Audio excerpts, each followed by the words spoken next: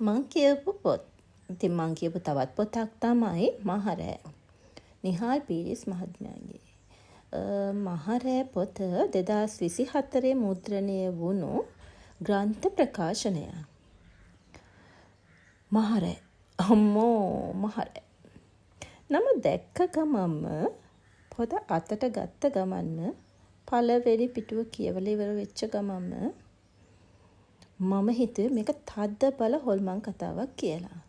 ඇත්තටම මේක හොල්මන් කතාවක්ද කියලා බලා ගන්න නම් ඔයාලා මේක කියවන්නම ඕනි.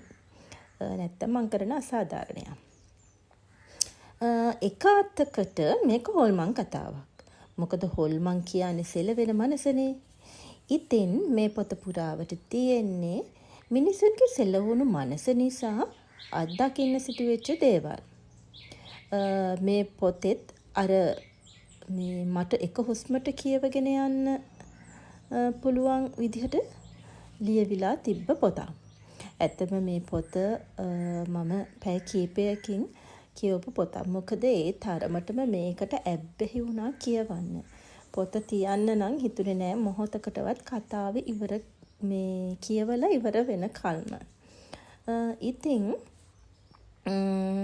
මේ පොතේ එකම කතාවක් ඇතුලේ මිනිස් හැඟීම් කොහොමද දෝලනය වෙවි යන්නේ කියන එක තප්පරෙන් තප්පරය මිනිස්සුන්ගේ හැඟීම් වෙනස් වෙනවා.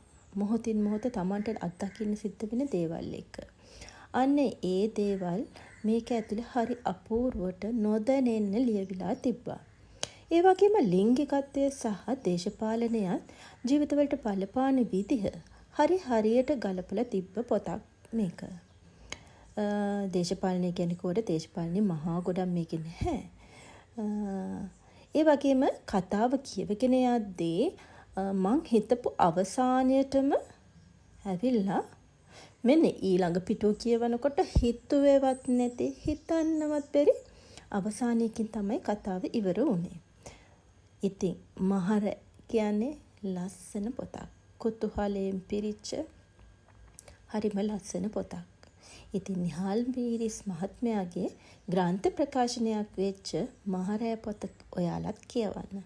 කියවලා තියෙනවා නම් ඔයාලගේ අදහස් දක්වගෙන යන්න. ඒ වගේම කියවලා නැත්නම් කියවලා ඉවර වෙලා අදහස් දක්වන්න. ඉතින් ගිහින් එන්නම්.